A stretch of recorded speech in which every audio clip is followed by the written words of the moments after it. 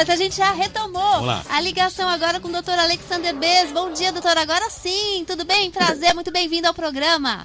Bom dia, Marici, obrigado. Um abraço a você, a todo o pessoal da produção, ao Ozinho, a todo o pessoal aí da Metropolitana e da cidade de Mogi. Eu que agradeço a entrevista. Ô, doutor, tá todo mundo curioso aqui para saber o que é o Pandemic Bird Nesting. Então, pensando que é palavrão, explica pra gente, pelo amor de Deus. É verdade, né? Tem uns termos que realmente assustam um pouco. A gente está passando, né, Marici, por uma série de inovações na psicologia e na psiquiatria também, e essas inovações, elas acarretam essas terminologias, esses termos novos. O bird nesting, na realidade, é o seguinte, é uma prática que está tendo nos Estados Unidos referente apenas aos casais que se separam e quem muda de casa constantemente são os pais. Então, as crianças, elas ficam na casa onde elas nasceram e uma semana fica um pai e na outra semana fica a mãe. E esse pai e essa mãe vão para outras casas, ou vão morar com seus pais, ou vão dormir nos seus escritórios. Enfim, eles têm uma outra moradia, não precisa ser necessariamente do porte que eles moram na casa deles, pode ser maior ou principalmente pode ser menor. O importante, o bird nest, o conceito do bird nest, e não dá a gente para entrar no modo de ser certo ou ser errado, porque é uma coisa muito nova ainda, e ainda carece de uma série de estudos, mas é uma prática adotada por alguns americanos, vamos dizer ali uns 20% das pessoas que se separam. Para quê? Para principalmente deixar a criança acostumar com a separação, a criança se sentir um pouco mais confortável no seu lar que nasceu, por isso bird nesting, o lar que nasceu, em tradução livre, né? Lugar de nascimento, local de nascimento, ninho do nascimento, melhor dizendo, ninho do nascimento. E aí, enquanto esse tempo, os pais vão ver o que eles vão fazer. Existe também uma prerrogativa do bird nesting, até em relação aos pais, para ver se esses pais vão querer voltar a retomar essa relação ou não. Então, para ver como é que eles ficam ali separados. O bird nest também, diferentemente de outras práticas, ele tem uma vida cronológica, né? Então, geralmente é pautado aí entre 1 e 2 anos no máximo. Não passa muito disso. Ele é uma situação não definitiva, ele é uma situação temporária. Então, isso que é o diferencial dele, né? Onde as crianças podem se acostumar com a ideia da separação e, ao mesmo tempo, para os pais verem como é que é essa separação, se eles se gostam ainda, se eles não se gostam, se eles podem voltar, se eles não podem voltar, para não caracterizar também um relacionamento ioiô, aquele que vai e vem, né? Então, o pai hoje está bem, a mãe está mal. Claro que para ter um bird nesting tem que ter as regras têm que ser seguidas totalmente à risca, onde não é permitido o pai ou a mãe comer uma pizza domingo à noite na própria casa. Então, quando um está entrando, o outro tem que sair. O encontro deles é só na porta da casa, né? Então, em vez de ter aquelas... Desculpa, fala, querida. É complicado, né, doutor? Porque, assim, é realmente isso que o senhor colocou, né? É um momento de transição do casal, ele está prestes a se separar, muitas vezes se separa de fato, mas muitas vezes pode voltar a ter um relacionamento, retomar o relacionamento, e esse bird nesting, ele contribui, de certa forma, para que essa mudança não seja tão traumática para a criança envolvida, né? Que é a criança que é fruto desse casal, né? Exato, ele foi idealizado nos Estados Unidos justamente para isso, para que a criança não tenha um trauma tão grande na relação, mas alguns casais, além disso, usam também para ver se conseguem ali acertar os seus ponteiros, né? Deixar haver ali uma sincronia melhor entre eles, mas o intuito principal é justamente esse, é justamente fazer com que a criança não tenha nenhum tipo de trauma. Claro, você falou muito bem, você pontou excelente. É complicado, é uma prática nova, não existe isso aqui no Brasil ainda. Nossa, nunca ouvi falar, doutor. Não existe. Nos Estados Unidos também é muito novo, é uma coisa muito nova. Isso, na realidade, foi idealizado por algumas psicólogos americanas, e que tiveram alguma assessoria jurídica ali no caso, algumas psicólogas que também são especialistas lá em separação, em área jurídica, de casal e tal. Então, entenderam que poderia ser uma prática mais afável, especialmente porque algumas crianças reclamavam que não queriam sair das suas casas, que elas estavam bem ali. Então tinha os amiguinhos do bairro, a gente sabe que tem a escola do bairro, né? Porque lá você é obrigado a morar no seu condado, quer dizer, você é obrigado a ter a escola no condado que você mora. Então você não pode morar num bairro, Ia você não trocar, pode, por exemplo... muda a vida da você criança. Não pode morar, Você não pode morar na Zona Leste e estudar na Zona Norte, não existe isso. Então você tem que estudar na escola perto de onde você vive. Então foi outra questão ali do Bird Nest para impulsionar essa escola. Agora, claro, é uma fase de transição. Então, foi estudado ali pelas pessoas que, assim, estabeleceram que o tempo ideal máximo seria 2 anos, especialmente para crianças menores. Né? Porque a gente sabe que a criança tem uma evolução muito grande e de 6 meses para 1 ano, essa transformação fica evidente, não só no linguajar, no aparelho intelectual, no aparelho mental, mas principalmente no aparelho físico também, onde a criança se desenvolve muito. E esse desenvolver, ela pode também entender que às vezes os pais, por alguns motivos, não davam mais certo, né? Então, e mostrar para eles também que os pais querem fazer para eles, né, para elas, para eles, para as crianças, o melhor possível. Então, tentando deixar eles ali mais confortável. O sinônimo do Bird Nest seria um conforto também, né? Procurar um conforto familiar, um conforto residencial, aonde não sai da casa. Agora, claro, pode trazer elementos negativos, como as crianças lembrarem que, sei lá, toda família tem uma rotina, né? Então, de repente, tal dia da semana era um dia de jantar em família, de repente, tal dia era um dia do almoço, enfim. Então, lá a gente sabe que são as pessoas que fazem seus cafés da manhã, suas para não quebrar daquela forma muito brusca, né? Exato. Então, pode também acarretar na criança ali uma percepção também de tristeza, mas ao mesmo tempo de evolução. Então, eu acho que é muito difícil a gente falar de pró e contra. Fala, querida. Então, eu queria perguntar o seguinte, nos Estados Unidos, que é uma cultura completamente diferente da nossa, pode ser que isso aí evolua e que chegue a ajudar os casais a entrarem num consenso quando existe essa situação. Agora, aqui no Brasil, o senhor considera que isso aí poderia dar certo? Porque aqui as pessoas são muito mais tradicionalistas, né? Inclusive, é muito difícil para a gente pensar, por exemplo, que uma criança vai ficar na casa, que é meio que rotativa a presença da mãe, né? Que a presença da mãe, para a cultura brasileira, é muito forte, né? Como é que o senhor acha que isso poderia ser transferido aqui para o Brasil? O senhor acha que tem essa possibilidade? Olha, eu acho que algumas práticas internacionais no Brasil não rolaria muito. Eu acho que não surtiria efeito, não só pela questão que você falou muito bem aí, da questão conservadora, familiar, tradicional, e até da importância da figura materna no dia a dia, mas principalmente também pela questão econômica, porque para você ter um bird nesting, fazer um bird nesting, você tem que ter 3 casas, né? Nossa Senhora! Então você tem que sustentar. A gente sabe como é difícil né, conseguir um salário no Brasil. Imagina um salário equivalente a 3 para você sustentar 3 casas. E também tem uma questão. Todas as escolas americanas, elas têm um horário das 8 da manhã às 5 da tarde, são integrais, né?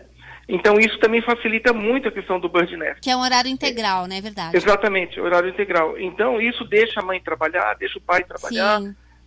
E lá a gente sabe que pode ter 2 empregos. Então, assim, eu acho que a cultura norte-americana favorece o bird nest. Agora, inclusive, você pode até ter uma casa no quarteirão de trás, se você quiser. Não tem problema, o importante é a moradia. Agora, para o Brasil, eu não vejo um bird nest, uma coisa produtiva e nem vejo factual aqui. Né? Eu acho que não... Isso é legal a gente pontuar para mostrar a cultura, para mostrar... Sim. Exato, para mostrar como é que as pessoas vivem e para a gente ter noção de o que acontece ao redor do mundo, especialmente ao mundo da saúde mental, que é o que eu faço.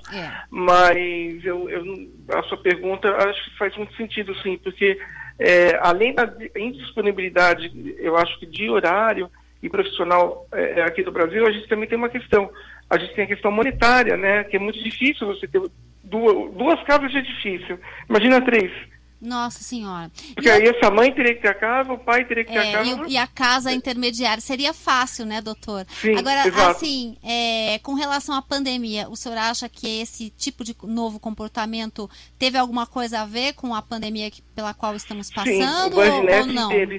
Teve. O Bird Nest teve uma influência muito grande. Ele já estava sendo praticado nos Estados Unidos, de uma maneira mais tímida, de uma maneira mais recatada, mas sim, muito boa a sua observação.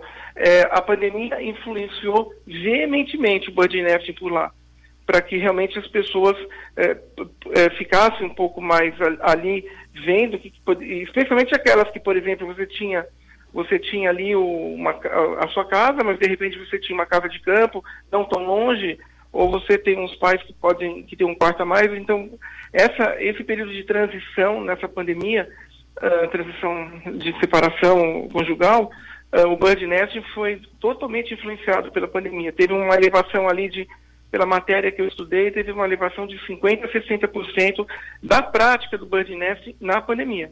Até para segurar um pouco e, de repente, porque alguém poderia ali perder o emprego, poderia fazer alguma coisa e não poderia dar início, continuidade ao processo de separação. Sim. Então, o Bird Nesting seguraria um pouco essa fase de transição. Essa situação. Também, exato, porque o Bird Nesting também, Marici, acho que é importante a gente falar, ele tem um apelo jurídico legal por lá. Então, não se caracteriza como separação de corpos, não se caracteriza como abandono de lar. Isso é muito importante também. Então, certeza. Você tem todo um protocolo judicial ali assinado, com petição, com os advogados e tal, que você está realmente num período de Bird Nesting. Por lá é reconhecido como uma prática legal.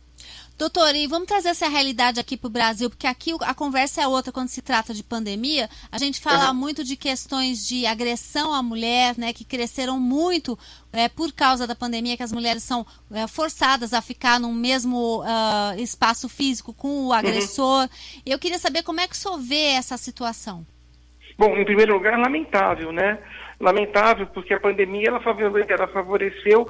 Eu vou até falar o nome de um livro aqui, fazendo uma analogia, o nome de um filme, né? Era Livre, depois virou filme, O Silêncio dos Inocentes, onde as mulheres sofrem caladas sem poder se manifestar. Porque, veja, quando você tem um agressor em casa, isso é muito importante, mas muito, muito. Esse agressor, ele nunca vai mudar. Então, o que a mulher pode fazer? Ela tem que denunciar, mas, para ela denunciar, ela não pode voltar para a casa dela, porque o cara vai matar. Sim. Isso é simples. Tá? É como 2 mais 2 que é igual a 4, é uma tabuada infalível, infelizmente. Então, essa mulher, ela tem que se precaver. Primeiro, ela não tem que avisar que ela vai sair de casa. Esse é o primeiro fato. Ela não tem que ela não tem que verbalizar, onde nessa verbalização pode haver algum tipo de pedido para esse cara, ou pedido ou chance inconsciente. Olha, será que você vai mudar? Estou te dando uma chance. Então, Sim. Quando ela fala isso, que ela vai denunciar, ou que ela vai sair de casa, o inconsciente dessa mulher, na grande parte das mulheres que sofrem, elas não querem a separação porque elas gostam do cara. Sim. Né? Só que até cair a ficha que esse cara não presta, aí que é o problema. Quando você tem uma mulher extremamente consolidada no seu aparelho mental, sendo uma mulher autossuficiente, sendo uma mulher autoindependente, né, e tem a sua taxa de autoestima no grau máximo, essa mulher não aceita uma condição dessa, mas infelizmente não é toda mulher que é assim. Por isso que eu escrevo para mulher, né? Minhas obras sempre são voltadas ao público feminino. Agora, então, a primeira dica qual que é? A primeira dica é essa mulher não verbalizar o seu desejo de denúncia, e principalmente o seu desejo de ir embora. Porque esse cara agressor, ele entende que a mulher é objeto dele, é propriedade dele, onde na verdade não é.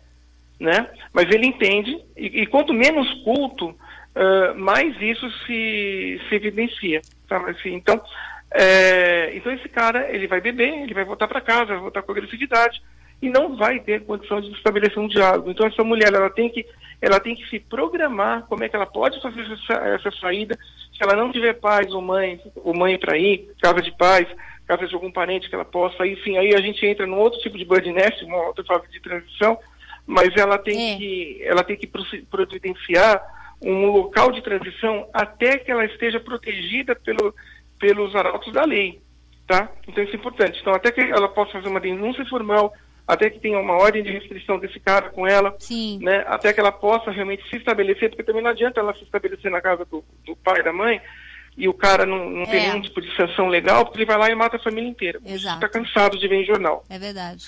Então essa seria a primeira dica, né? Não se verbalizar. Antes de se não verbalizar, ela tem que fazer um controle, uma elevação mental dela mesma, com a autoestima dela, através de um processo de conscientização, entendendo que isso não vai mudar. Por quê? Porque a agressividade, ela é um traço do caráter, é um traço do comportamento imutável. Você é agressivo, você não escolheu ser agressivo, você é. Então não tem jeito, isso não muda. Então ela tem que ter esse conhecimento. Tendo esse conhecimento e se fortalecendo, aí ela vai partir para o quê? Ela vai partir para o seu planejamento de retirada e de mudança, sem avisar.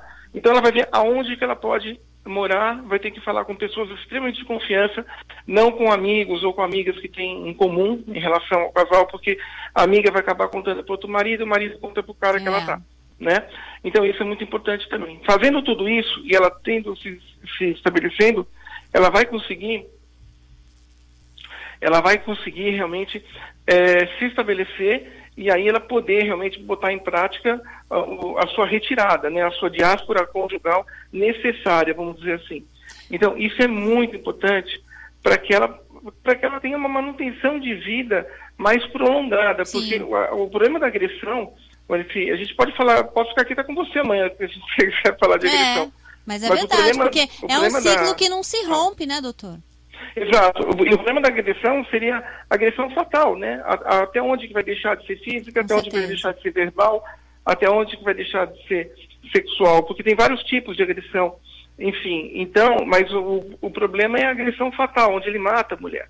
Né? Então, para ela sair disso, infelizmente a pandemia acobertou muito desses caras, desses covardes, porque veja, homem que é homem, de verdade, ele não ataca uma mulher. Pelo contrário, ele morre pela mulher. Então, existe uma grande diferença, veja, mas isso é muito importante, existe uma grande diferença entre o homem macho, o cara que é macho de verdade, que é homem de verdade, e o machista. A diferença é daqui até Plutão, por exemplo. Eu não falaria nem até a Lua. Então, é isso que as pessoas precisam entender. Um homem de verdade, que é um homem macho, ele morre pela mulher, ele vive pela mulher.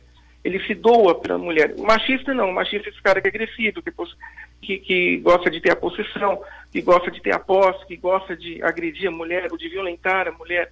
Enfim, então a diferença é muito grande. Você falou tudo, viu, doutor? Até o Marcelo Arruda, nosso sonoplasta aqui, está concordando com você, está fazendo um joinha aqui. É verdade. Obrigado, mesmo, um abraço aí nele. A diferença então, entre o homem macho e o machista, é isso mesmo. É muito. Nossa, dá para fazer um livro disso, né? Talvez seja um dos próximos que eu venha fazer no futuro. Tá certo. Que no momento eu estou trabalhando em 4 livros ao mesmo tempo. Então tá bem. Nossa Senhora.